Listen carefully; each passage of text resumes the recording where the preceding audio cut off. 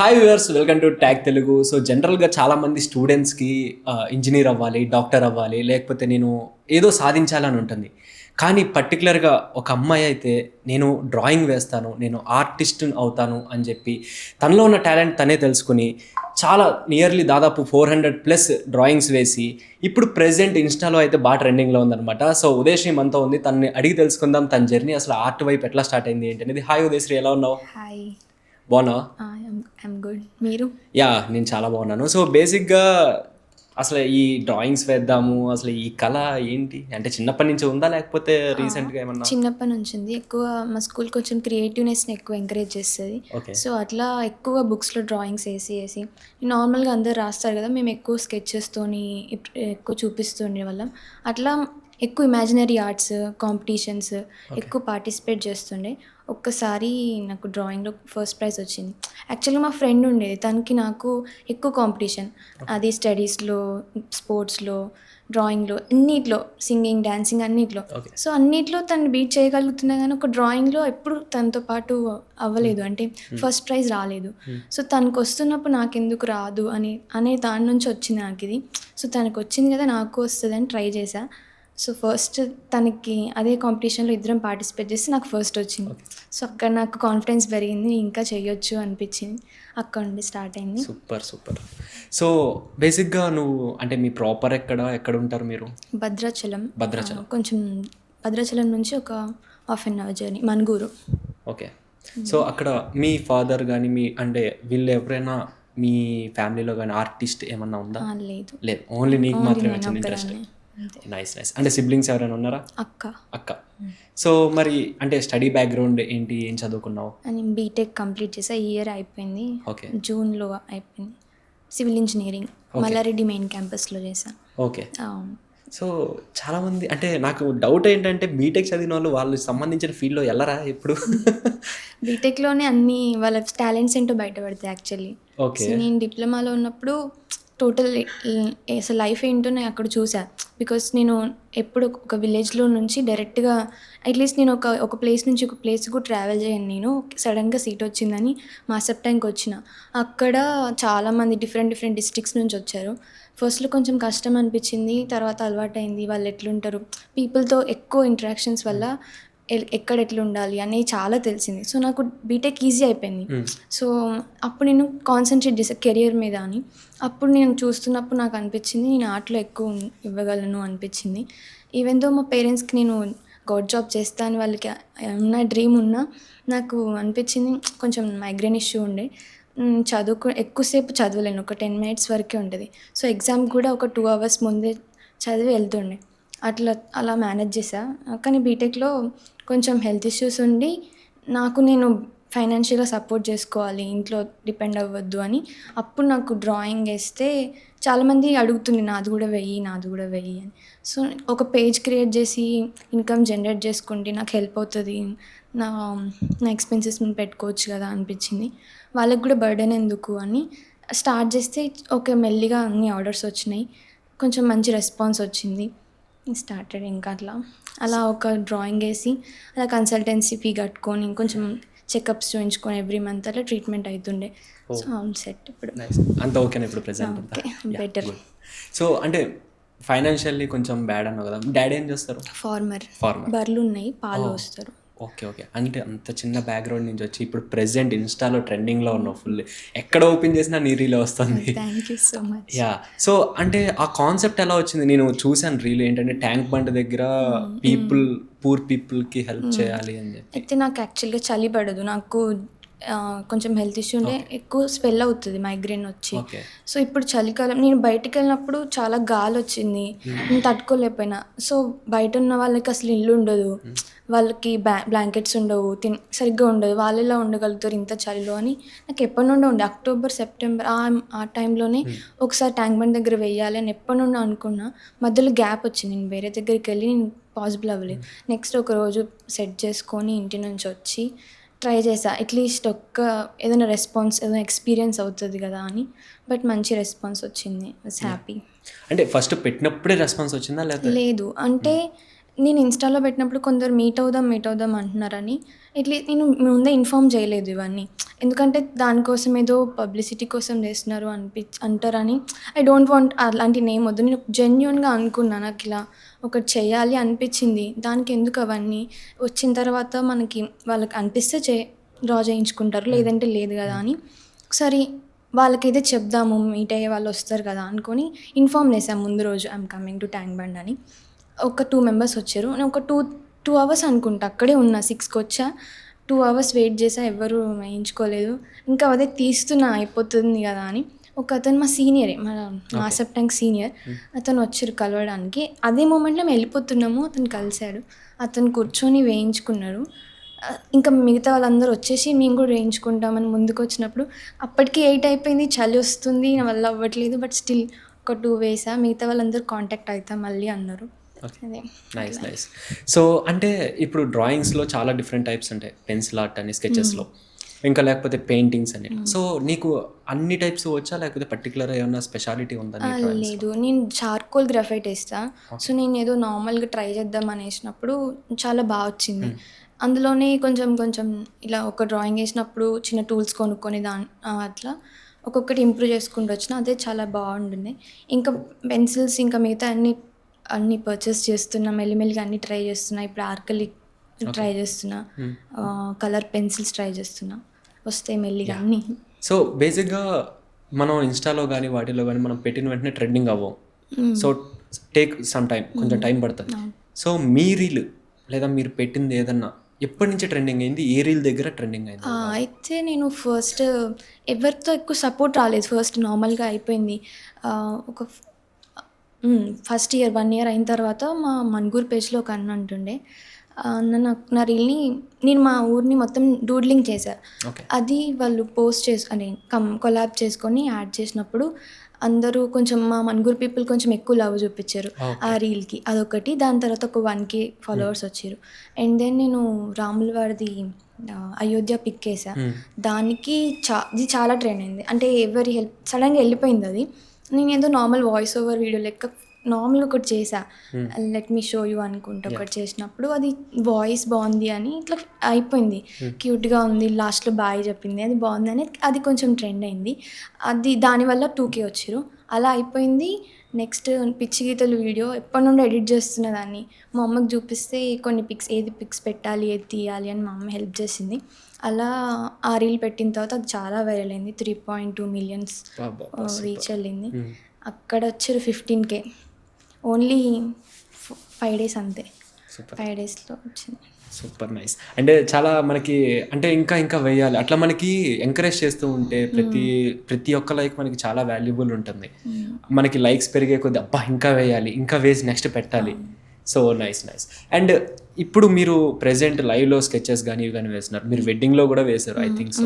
ఎప్పుడన్నా లైవ్లో స్కెచ్ చేస్తున్నప్పుడు కరెక్ట్గా వస్తుంది రాదు అని ఎప్పుడైనా భయం వేసిందా?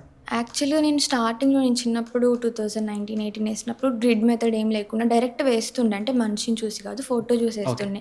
నేను గ్రిడ్ మెథడ్‌కి ఎప్పుడైతే అలవాటు పడినో అంటే కమిషన్స్ ఎక్కువ తీసుకొని ప్రాపర్గా వేయాలి రియలిస్టిక్ కాబట్టి అలవాటు చాలా తగ్గిపోయింది. నాకు భయమేసేది. అంటే అంత కంఫర్ట్ జోన్ నుంచి బయటికి రాలేదు.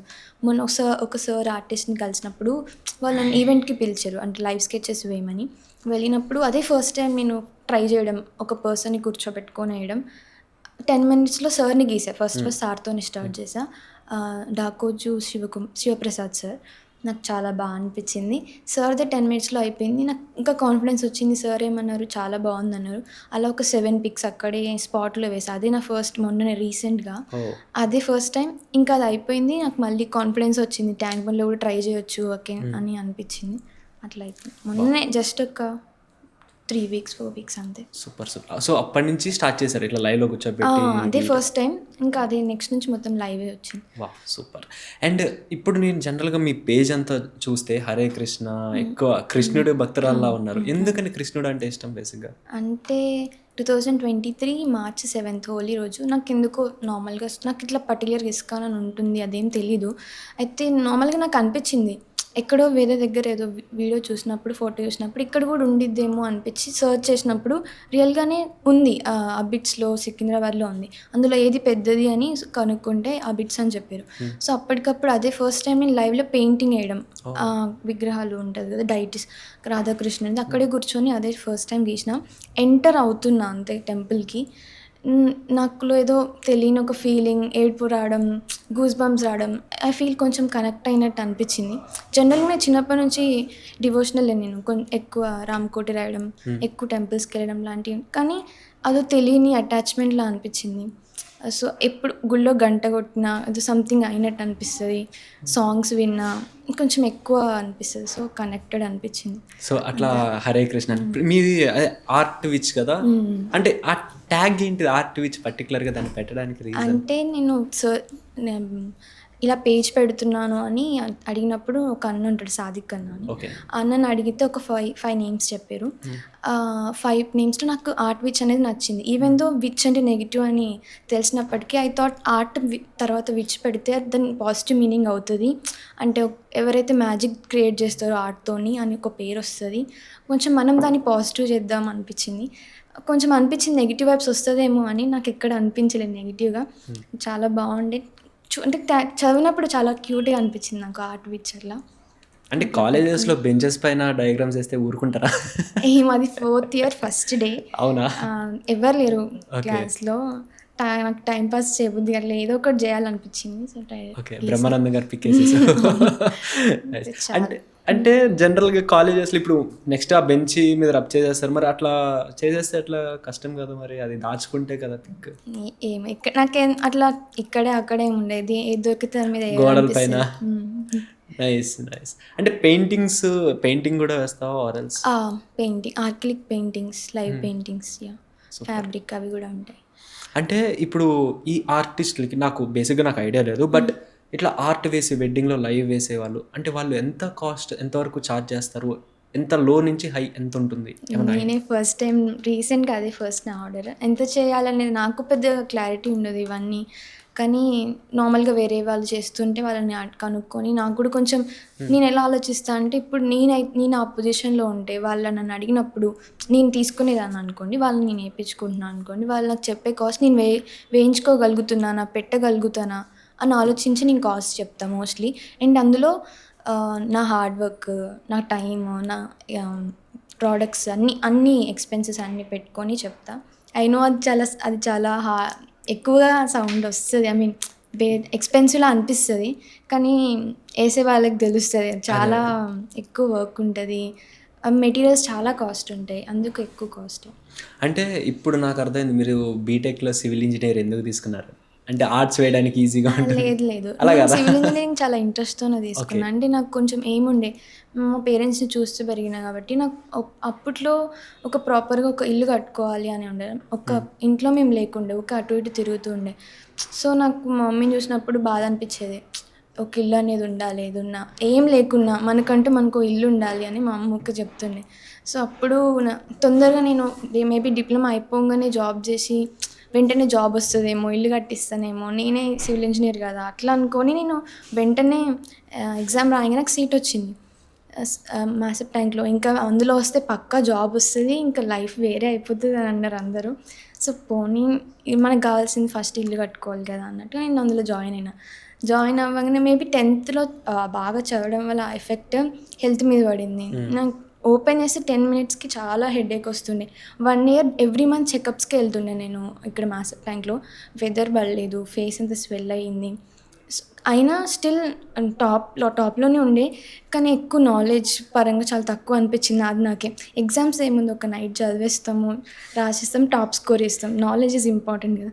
నాకు అనిపించింది కొంచెం తక్కువ ఉంది, నేను ఎక్కువ అటెండ్ అయినా నేను ఎక్కువ వినలేను, అంటే చాలా ఎక్కువ పెయిన్ వస్తుండేది. అప్పుడు చెకప్స్కి ఒక 2 years అట్లనే సఫర్ అయిన తర్వాత నాకు ఒకసారి మా వాళ్ళకి డౌట్ వచ్చింది, లైక్ ఇది సైట్ కాదు బట్ ఏదో అని.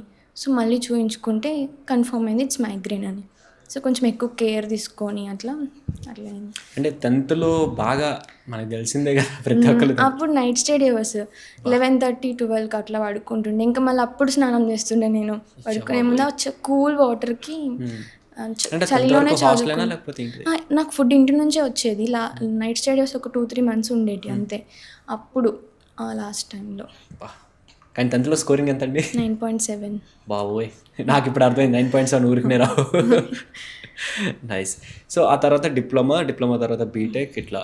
సో అంటే బేసిక్గా పేరెంట్స్ కష్టపడి బీటెక్ చదివిస్తున్నప్పుడు ఇట్లా ఆర్ట్ సైడ్ వెళ్తున్నావు అంటే ఇంట్లో ఏం అనలేదా?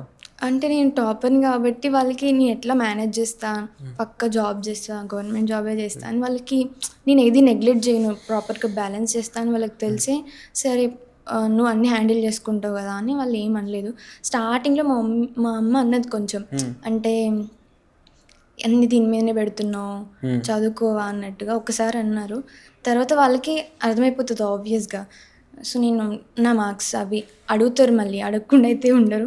సో గ్రాడ్యుయేషన్ అప్పుడు కూడా ఎంత వచ్చింది అంటే థర్డ్ డాడీ అంటే థర్డ్ ఎందుకు వచ్చింది, ఫస్ట్ ఎందుకు రాలేదు అని.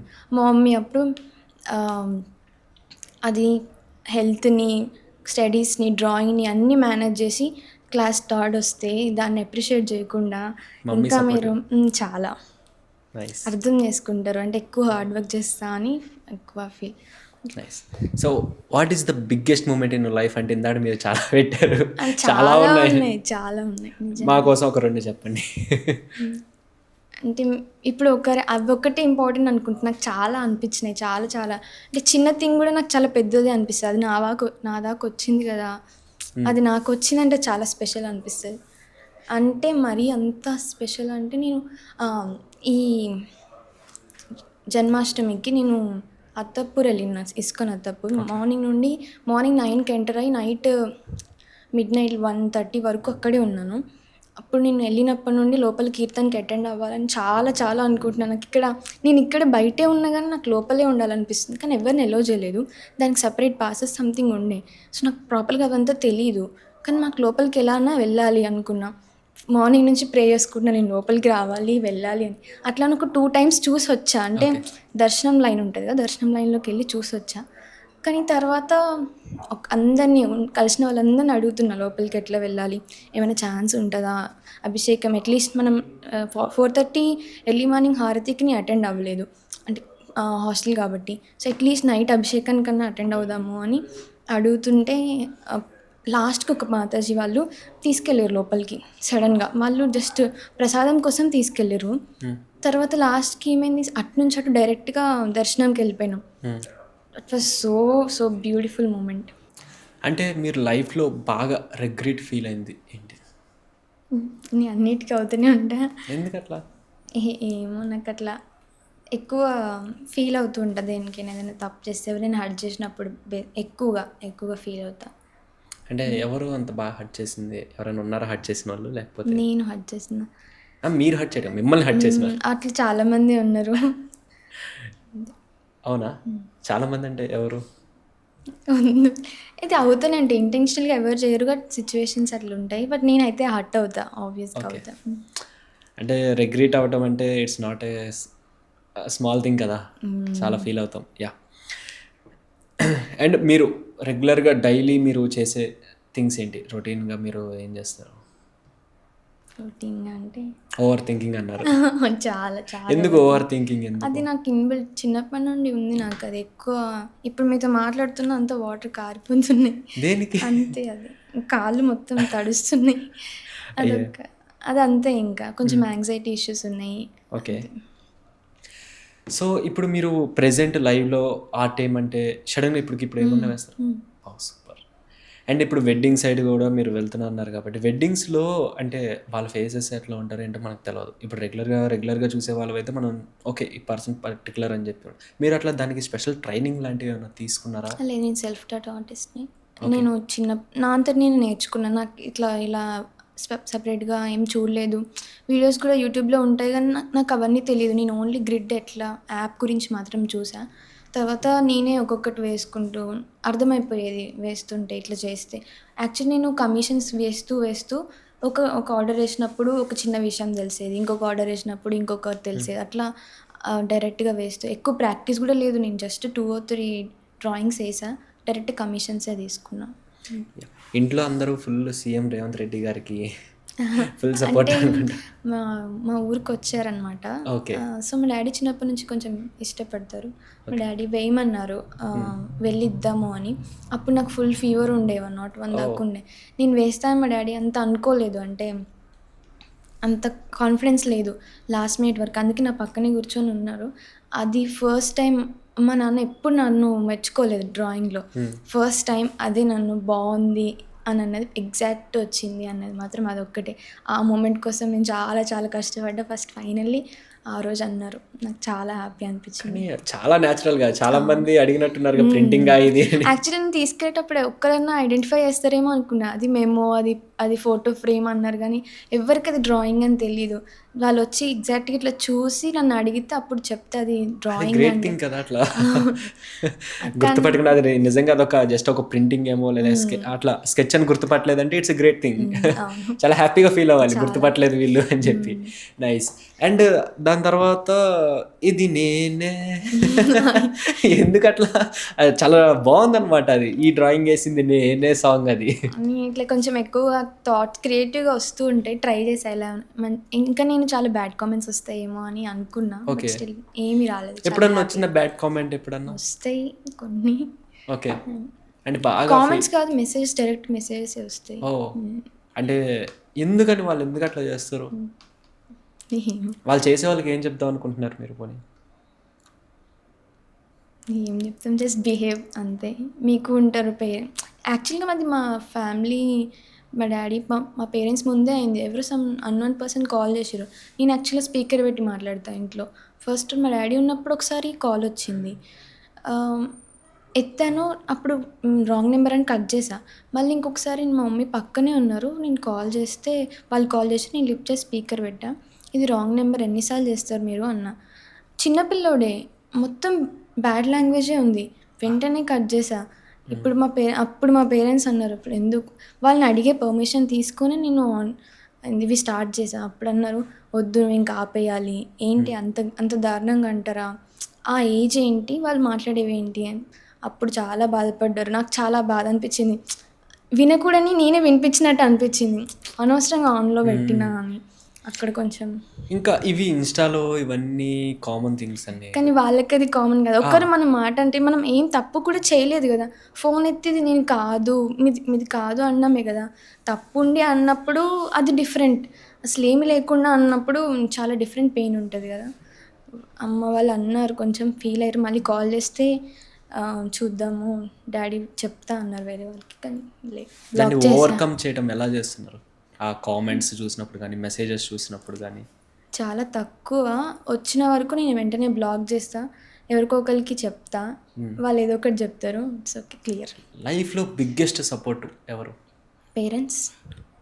Obviously parents. అంటే వాళ్ళు నా బిగ్గెస్ట్ క్రిటిక్స్ వాళ్ళే, సపోర్టర్స్ వాళ్ళే. నేనేసింది బావుంది అని ఎప్పుడూ అంత తొందరగా చెప్పరు. అలా చెప్పలేదు కాబట్టి నేను ఇక్కడున్నా అని ఫీల్ అవుతా. ఇప్పుడు నేను డ్రా చేసినప్పుడు బావుంది అన్నా అక్కడే ఆగిపోతాయి కదా! ఇది ఇంకా వాళ్ళు ఫస్ట్‌లో నేను ఒక 100 డ్రాయింగ్స్ ఏసుంటా. ఒక్కటి కూడా నన్ను బావుంది అనలేదు. వాళ్ళ ఒరిజినల్ వాళ్ళ ఫేసెసే నేను వేసినప్పుడు అమ్మవి, నాన్నవి కుదరలేదనే చెప్పారు. వాళ్ళ పిక్స్ కూడా.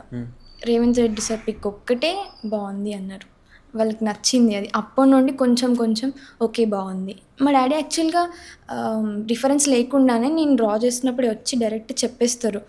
ఇది ఇక్కడ పోయింది. రిఫరెన్స్ కూడా అవసరం లేదు మా నాన్నకి, డైరెక్ట్ చెప్పేస్తారు.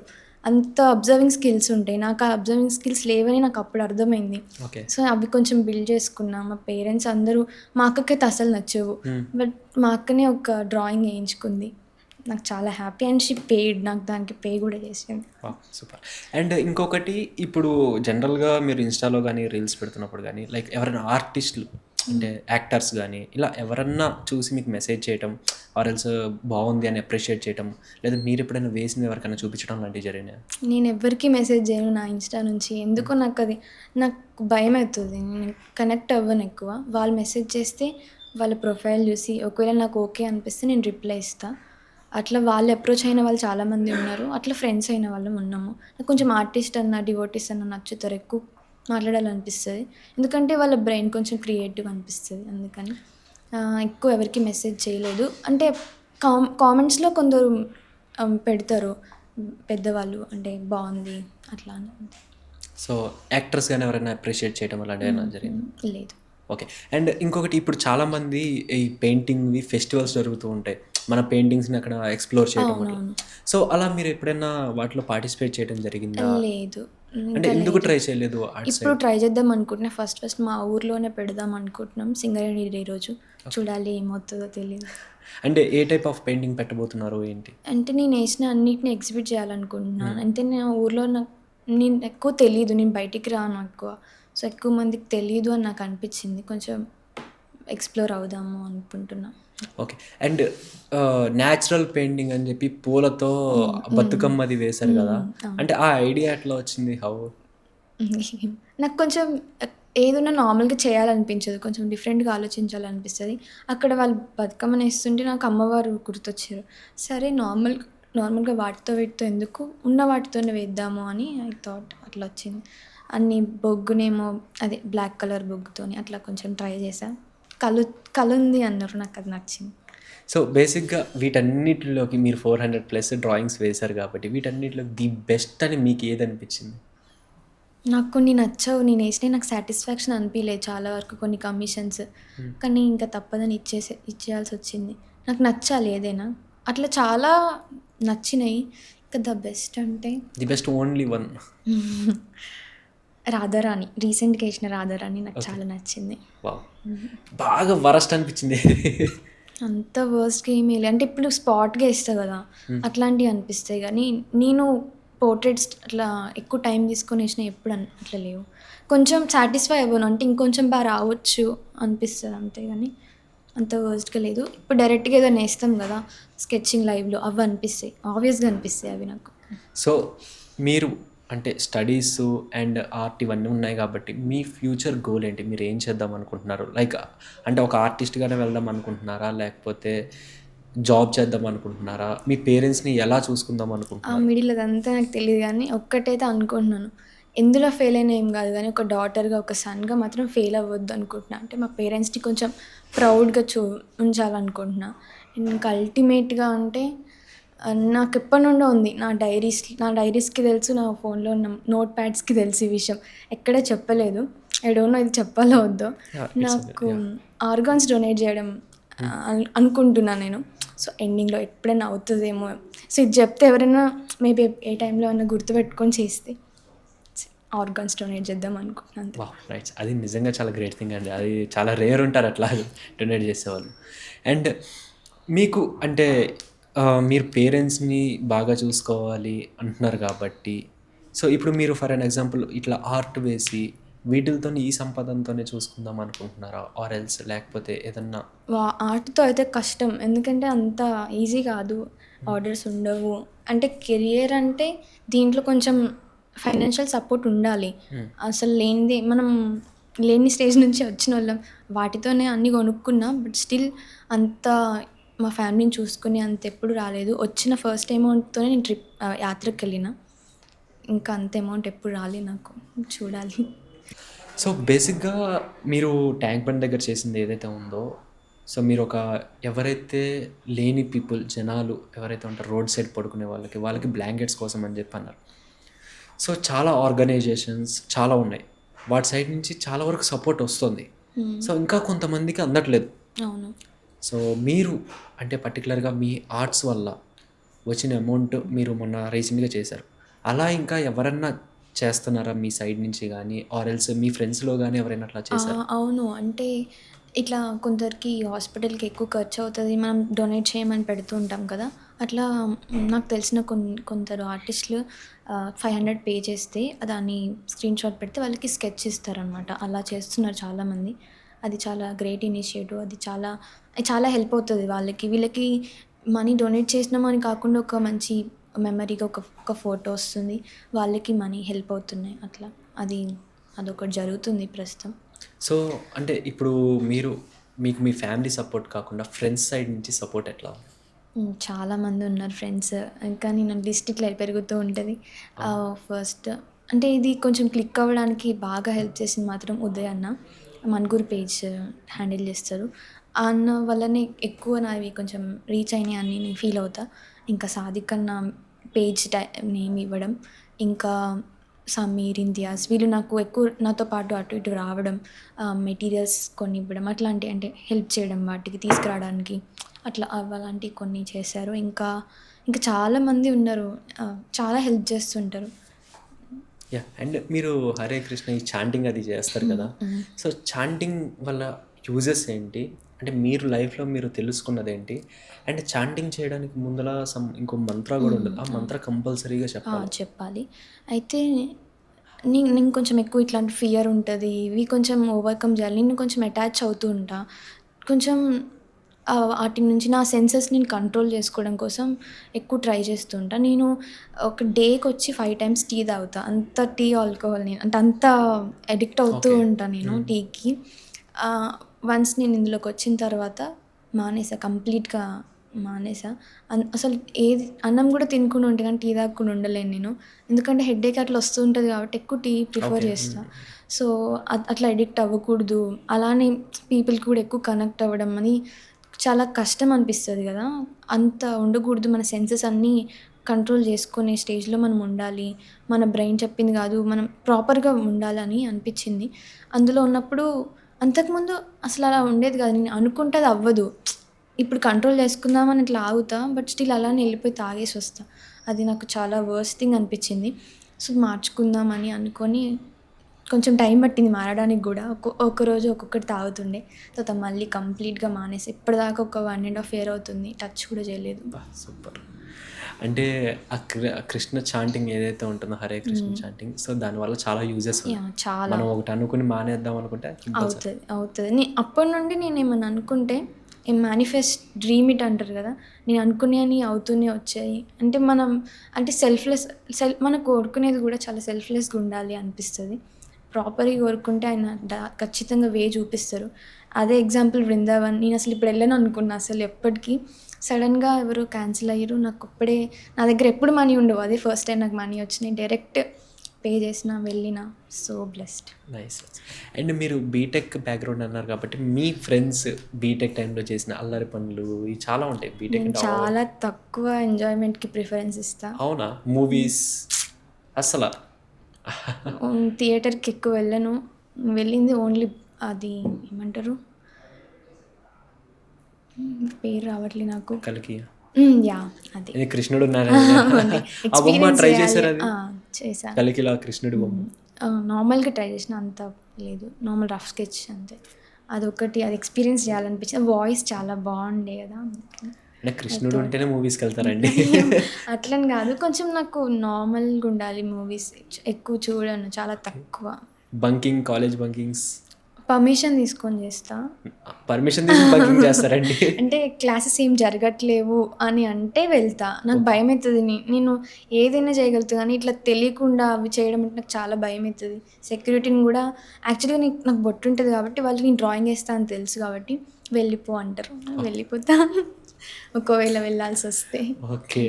సో లవ్స్ ఇట్లాంటివి ఏమైనా ఉన్నాయా? అసలు వాటికి చాలా దూరమా? అంతే. So what is men by love మీ దృష్టిలో ఏంటి? కృష్ణ. బా, వన్ వర్డ్. రీసెంట్గా నేను ఇన్స్టాగ్రామ్స్లో చూస్తున్నప్పుడు హరే కృష్ణ చాంటింగ్ ఒక చిన్న బాబు, A for something Arjuna, B for Balarama ఎట్లా, సో ఆ చిన్న పిల్లవాడి చూస్తుంటే ఎంత బాగుందో తెలుసా అది లిటరలీ. అది ఒక అందులో అదొక ఏమంటారు, ఆ టేస్ట్, ఆ భక్తి టేస్ట్ తెలిస్తే మీరు అందులో నుంచి బయటికి రాలేరు, అందులోనే ఉండాలనుకుంటారు. చాలా చేంజెస్ ఉంటాయి కానీ ఎవ్రీడే ఫాలో అవ్వాలి. అది మాయా ఇన్ఫ్లుయెన్స్ చేస్తుంది, నాకు ఇన్ఫ్లుయెన్స్ అవుతూనే ఉంటుంది. ఎందుకంటే నేను ఉన్న ఫీల్డ్ కొంచెం తిరిగే ఫీల్డ్ కాబట్టి కొంచెం అనిపిస్తుంది నాకే. బట్ స్టిల్ చిన్న పిల్లడు, నాకు తెలిసినందులో ఐ థింక్ 5 to 6 years అంతే ఉంటాయి.